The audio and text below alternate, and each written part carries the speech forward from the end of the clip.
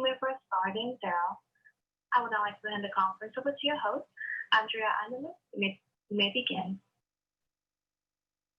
Thank you. Good afternoon, everyone. Thank you for joining us for the COVID-19 media call for August 24th.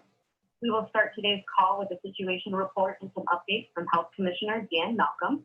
We also have Chris Erzman, Director of Infectious Disease, who will provide a few updates on today's call. After those updates, we will open for questions from reporters on the line. So with that, I will turn it over to Commissioner Malcolm. Thanks, Andrea. Good afternoon, everyone. The global total as of early this morning was over 23.4 influences and 809,000 deaths. The United States as of this morning has more than 5.7 million laboratory reported cases and 176,000 deaths. Here in Minnesota, we are now at a total of 70,298 laboratory confirmed cases of COVID-19, which is up 717 from the prior day. So Sunday's results were 717 additional on just under 12,300 tests from Sunday. This follows a pretty stable weekend of 735 new cases reported on Friday and 725 new cases reported on Saturday. Each of those 2 days had about 16,700 tests. So we've seen some stability in these numbers the last few days. Sadly, we also have had 1,771 total deaths in Minnesota, 4 additional deaths reported yesterday. One of these persons was in Hennepin County, one in Ramsey, one in Scott, and one in Waseca. This includes 2 persons in their 90s, 1 person in their 80s, and 1 person in their 30s with a known prior health condition. There are 310 patients currently in the hospital, 135 of those in intensive care. There was a sort of an up and down pattern in hospitalization over the weekend. We do collect information on how many people are currently in the hospital and ICU each day.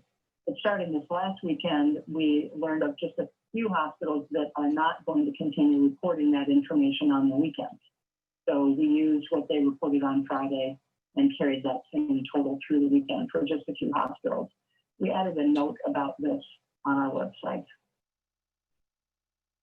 I mentioned that we've had fairly stable testing volume in recent days.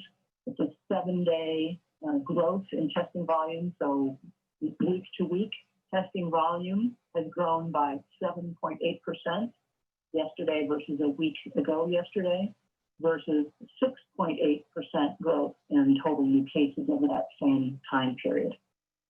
The 7-day rolling average test positivity rate is now 4.9%, picked up a tenth of a percent from a week prior. And recall that testing positivity data is after a 1-week lag period. So it was 4.9% as of the data on August 15th. I'd like to take a couple minutes today to talk about the challenging situation we face in our schools, a situation that some of you may have heard about already today that has impacted the Minneota and Ivanhoe school districts, who had planned to start their school year today. Just yesterday, after learning of a laboratory confirmed case and working closely to identify close exposures, these districts made the difficult decision out of an abundance of caution to delay the start of the school year. I mention this as an example and a reminder of just how fast things can change with this virus. And school districts could be facing this sort of a scenario where they're planning for one learning model and all of a sudden they need to turn on a dime literally before the next morning. So as we approach the familiar day after Labor Day start date for most schools, it's just good to remind us all and to encourage school staff, families, students, and all of us to remember a couple of things. For school staff and families and students specifically, it's so important to practice social distancing, to wear a mask, to comply with all the health guidance, but also, as we've been saying, to lay low before you go, which means take some precautions in those couple of weeks before heading back to school to really avoid gatherings outside of your household and to really be mindful of what you're doing in those couple of weeks before returning to school and to really just be extra cautious during that time to help what you can do to help avoid the kind of situation that we saw in these two districts yesterday and today. And specifically for schools, this is a good reminder that it's important that you have readily available the most updated contact information for all of the families in your schools in case you need to contact them quickly, as these two districts did very well last night. And for schools to make sure that no matter which learning model they plan to start the year with, that they have their plans in place for all three scenarios, in-person, hybrid, or distance learning. As the governor and Commissioner Ricker have said multiple times, it's pretty easy to imagine that many districts will be using multiple models throughout the year. And we know the school year is not going to be easy, certainly not for teachers, for administrators, for kids, for families.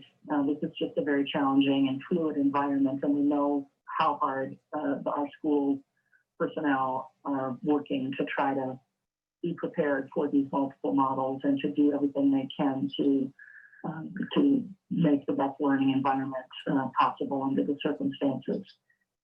And because they're working so hard, it's just also so important that all of us in the community be mindful of the effect of our actions and how much it's going to take all of us as Minnesotans working together to keep on exercising all these health precautions in order to do what we can to keep our students, our staff, their families as safe as they can be. Switching subjects to another familiar right of this time of year, the state fair. Inspectors from our environmental health division at the health department have been out to the state fair recently to do the same kind of regular inspections that they typically do as the fair is holding their drive-through event right now. I really want to give a shout out to the fair. All the inspections went really well for food safety and compliance with the governor's executive orders. Every stand our inspectors went to had a COVID preparedness plan. Every employee was wearing a mask, and every stand was screening their employees. I want to thank the state fair vendors for doing this work and for operating in compliance with the requirements. And I really want to thank our staff for getting out and doing these important inspections as well. This success story is a good example to demonstrate that compliance with the executive orders can be done and vendors can still run their businesses. We encourage and remind everybody that's attending this event and any other events that you're participating in how important it is to keep following these safety guidelines, keeping social distance, wearing a mask, washing your hands frequently. And with that, I'm going to turn it over to Chris Erisman for some additional updates. Thank you, Commissioner. Just a couple of things. I wanted to make a reminder for people who live in multi-unit residential buildings, for example, apartments or condominiums, to please wear a mask in the common areas of your building. This means when you go out to get your mail or take out the garbage or are walking in hallways. It helps protect your neighbors when you're outside of your private unit, and these common areas are actually included in the face covering executive order.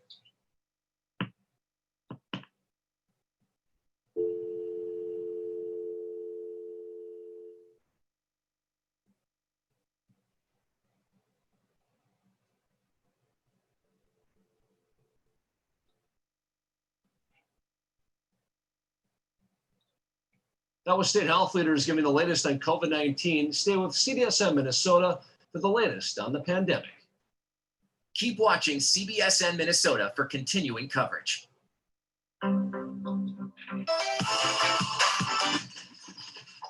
If you see someone in danger from a drug or alcohol overdose, don't hesitate to help.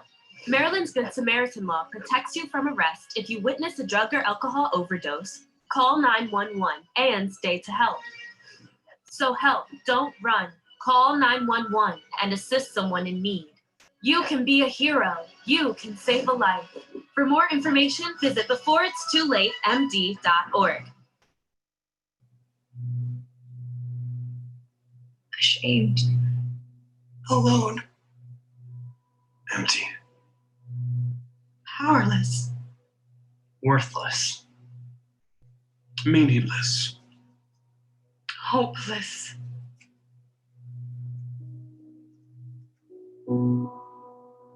Addiction is a chronic disease like many others, and there is hope. Get the facts at this website. What would you do if you weren't afraid? What crazy chances would you take? If you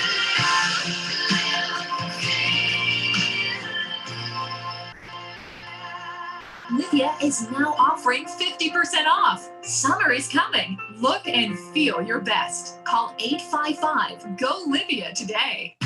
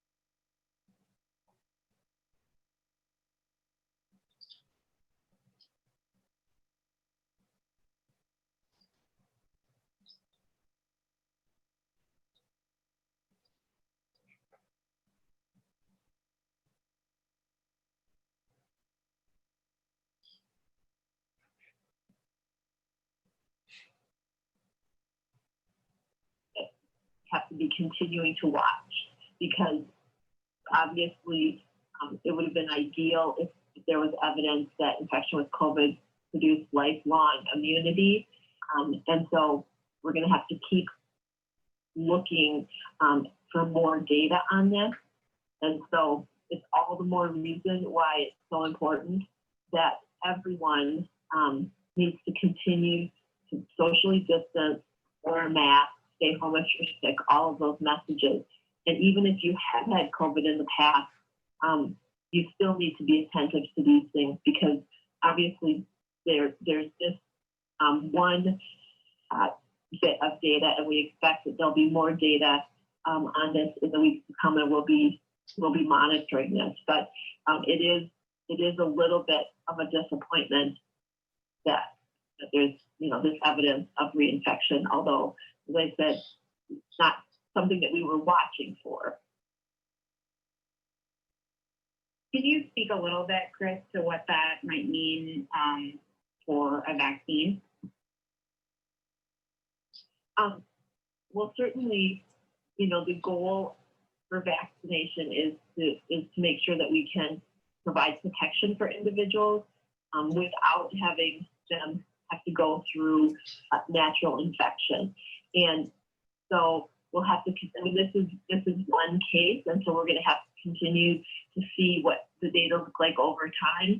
And certainly, we know that we can have effective vaccination even in a situation where someone could be reinfected, like with influenza, but it just may change the landscape for what that looks like. Thanks, Chris.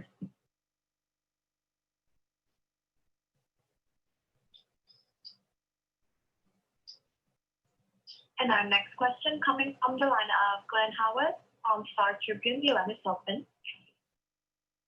Good afternoon. I'm told that the CDC is visiting MDH today on this vaccine planning effort. Can you confirm that, and what kind of things are you guys talking about? Yeah, I'm going to ask Chris to describe the visit a little bit. That is correct. We are one of, I think, 5 total states that are part of a kind of a pilot effort with the CDC to help think about and inform planning for the vaccine distribution system. And I think the testament to Chris's team that part of the reason we understand that we were selected was because of the strength of our underlying vaccine distribution planning and distribution system and our efforts in Minnesota, although we always know we can do better. So Chris, you want to say any more? Sure. So I have been part of that call all day, and I did, just leave for this media call.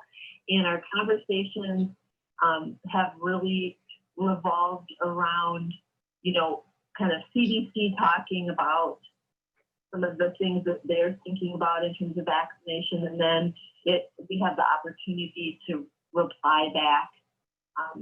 From the state perspective, we have partners from local public health who are participating on the call and from tribal health. And so it's an opportunity when they, for instance, make a comment, and we're able to say, well, in Minnesota, this is what the implications might be. We started by talking about some of the lessons that we learned from H1N1, which was a time a few years ago when we needed to do mass vaccination with new vaccines.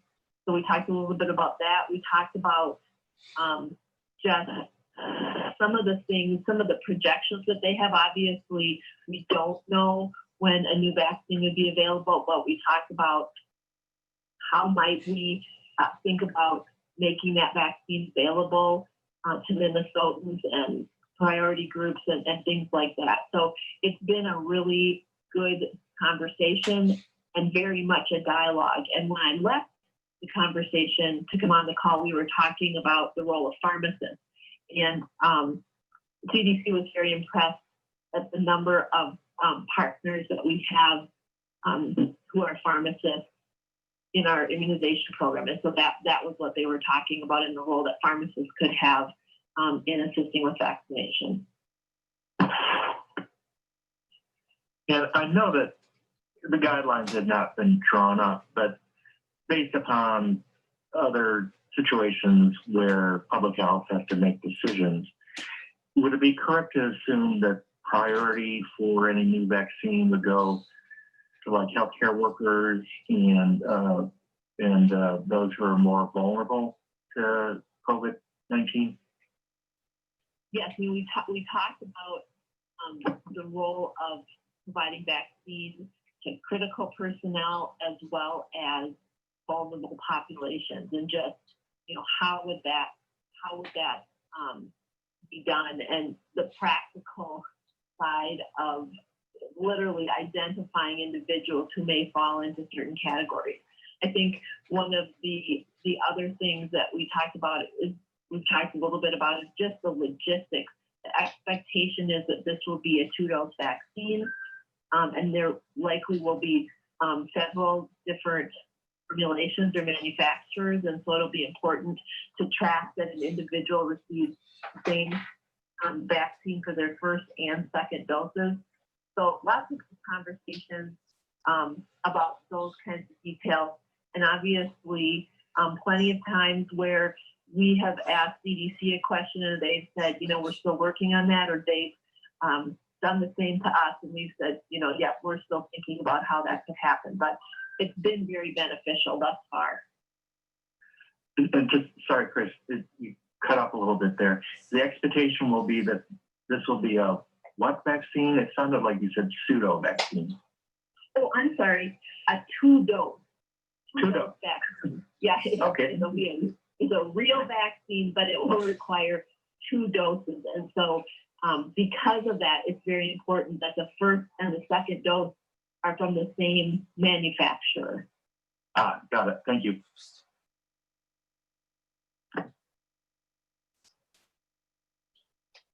Our next question coming from the line of Tom Hauser with KSTP TV. Your line is open.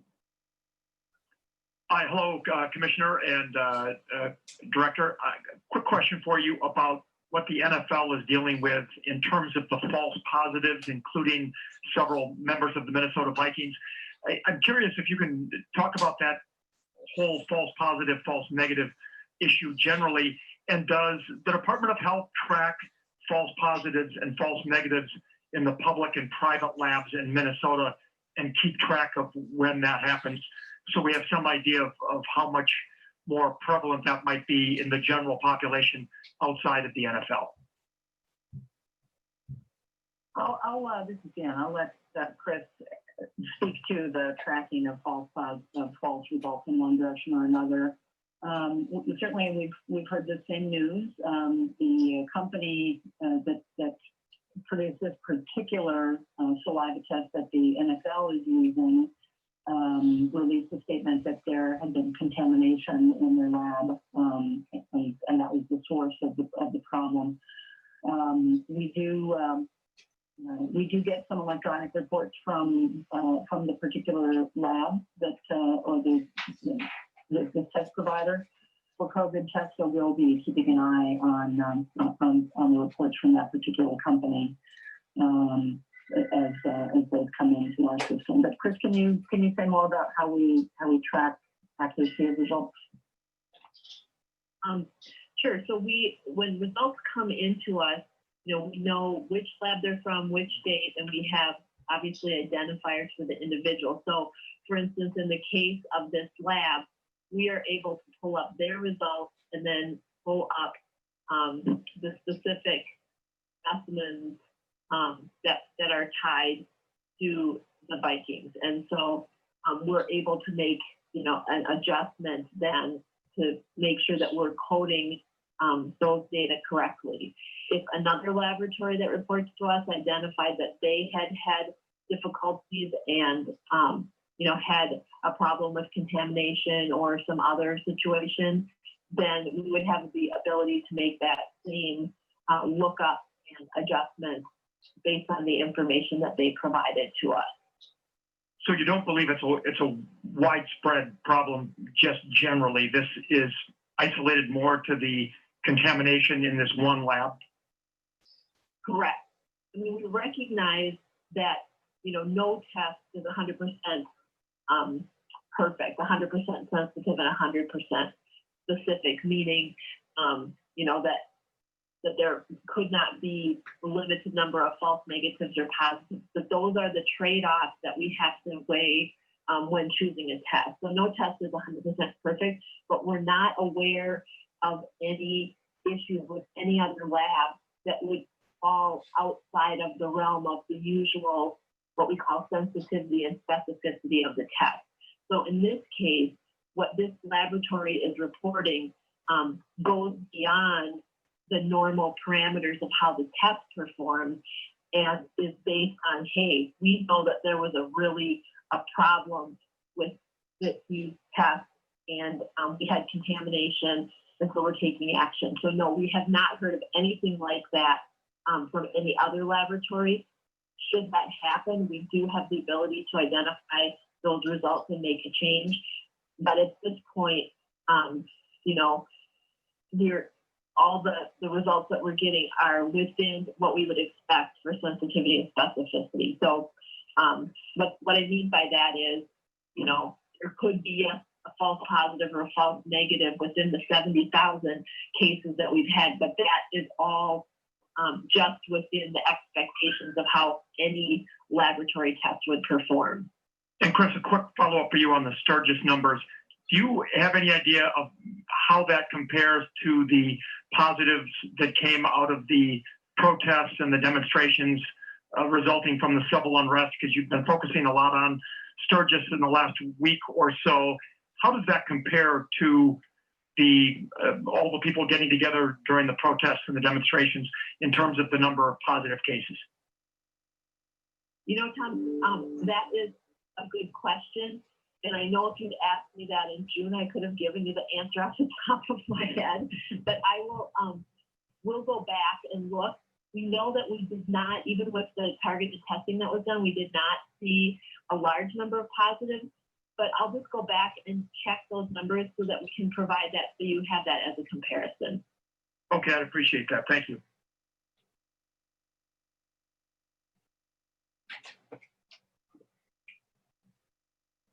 We have a follow-up question from Catherine Richards with Minnesota Public Radio. Your line is open. Hi, yeah, I wanted to follow up on colleges and universities. I'm wondering if you've seen any spread of COVID-19 at any other colleges and universities as the state starts to welcome them back, beyond, I think San Luis had some cases. Have you seen any other clusters there? Sure. Yeah, no, we have not been made aware of any other clusters at this point. But obviously, I think as you heard, we have a team whose sole job has been to work with our Office of Higher Education. And so they are well connected, and we will certainly let us know, if we're having any activity. And then I just pulled up the data to Tom Hauser's question, looking back at the testing that we did post the civil unrest. And so we had 13,418 individuals who were tested, and we had 243 that were positive with a positivity rate of 1.8%. So obviously more cases than we have identified thus far with Sturgis, but helps to put it in perspective. Thank you. I just want to follow up quickly on the vaccine distribution strategy sessions you've been involved in as well. Just to be clear, does this mean that Minnesota will be getting the vaccines earlier, or does that have anything to do with it at all? No, this does not mean that we'll get the vaccine in here earlier. In fact, I did clarify that the expectation was that when vaccine does become available, it will not be, rolling fashion. That, in other words, the idea is, if there's 100 doses in the country, each state will get some proportion of that at the same time. But Minnesota will not get vaccine any earlier than anyone else. But this is an opportunity for us to provide input and to hear from CDC and vice versa. Okay, thank you.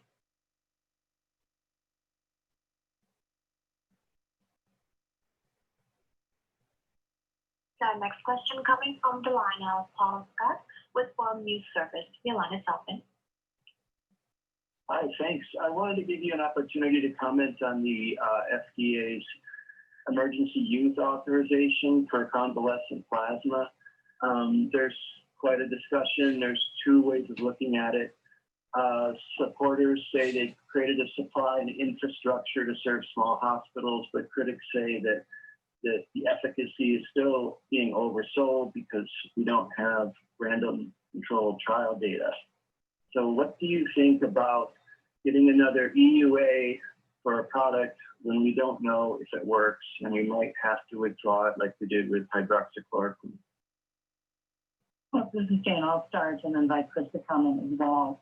And for listeners or others, convalescent plasma refers to plasma that has been donated by people who've had COVID-19.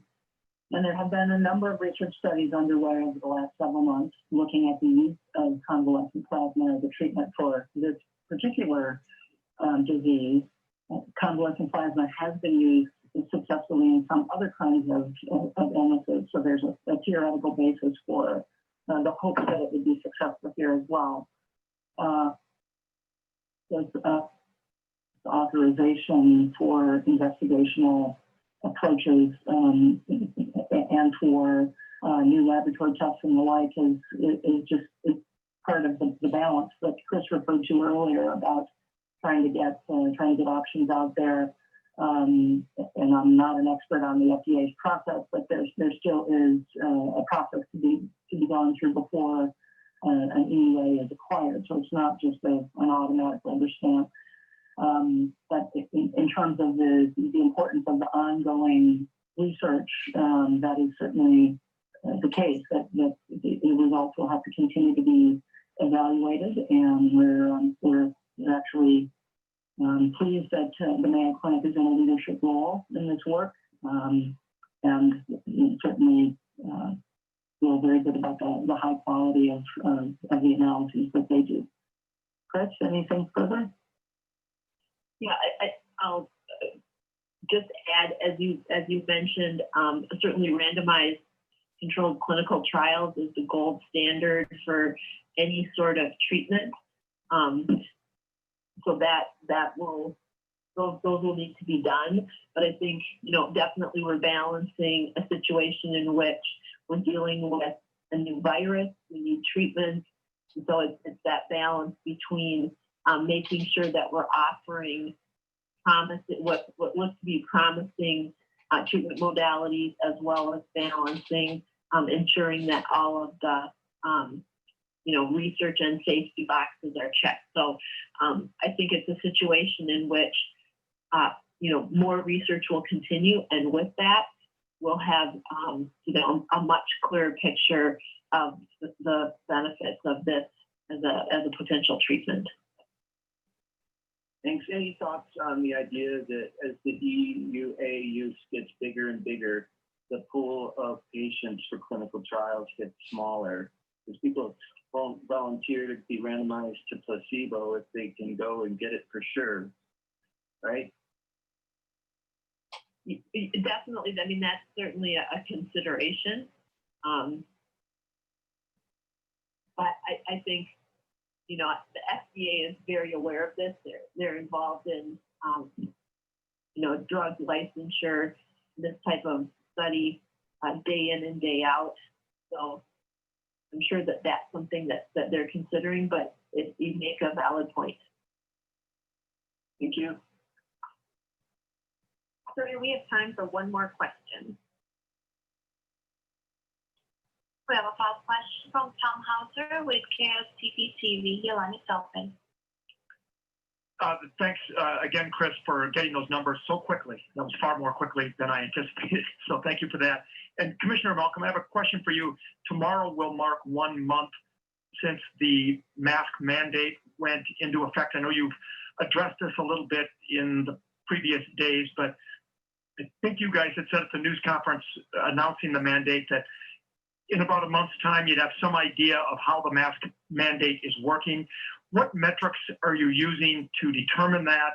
And have you seen any improvement in the COVID-19 situation since masks were mandated in Minnesota?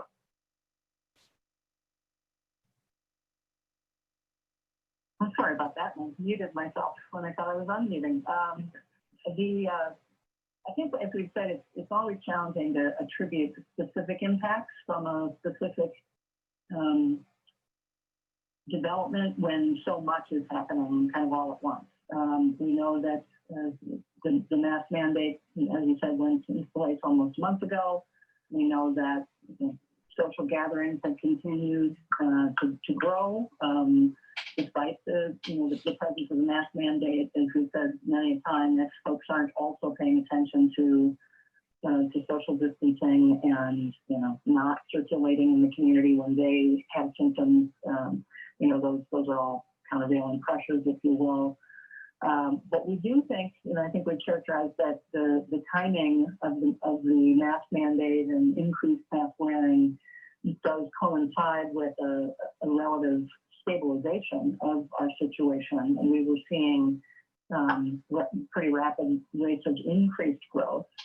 And though we still are seeing a pretty high volume of cases, it's been relatively stable. And as we said over and over again, to some degree, the increased cases are a result of increased testing. So we keep an eye on those metrics kind of together, side by side. How much more are we testing versus how much more are we finding? And that ratio of testing to new cases has also remained pretty stable. So I think in a lot of ways, compared to where we were concerned that we might be heading a month ago, we're seeing a more stable situation than what we thought might develop. But we're always careful to say that doesn't mean that we can let down our guard on any of the other mitigation measures as well. So is there going to be a way to definitively say how well it worked or what kind of impact there is? Given the fact that I know in the last month, I think deaths are up slightly, hospitalizations have stabilized at a higher rate. Are you more focused on the number of positive cases, or how can Minnesotans ever know specifically that the mask mandate is working? I think it's a fair question, and understandably, everybody wants to know, well, how much did it help? I think the fact that it helped is pretty clear from our own experience and from other studies that have been done. But trying to attribute a percentage impact is going to be, I think, very difficult. But the fact that the timing overlaps as clearly as it does between sort of stabilization of some of these measures with the mask mandates, we think is certainly an indication that it's been helpful. Is it, the answer all by itself? I think we've been clear since the beginning that this is a really important tool in combination with all of the other mitigation measures that we continue to need to pay attention to. Okay, thank you. And that's all the time we have for this afternoon. Thank you to our speakers and the reporters on the call. If you had a question that you were not able to ask on the call, feel free to reach out to our office. Thank you all for joining us and have a good day. That was state health leaders giving the latest on COVID-19. Stay with CBSM.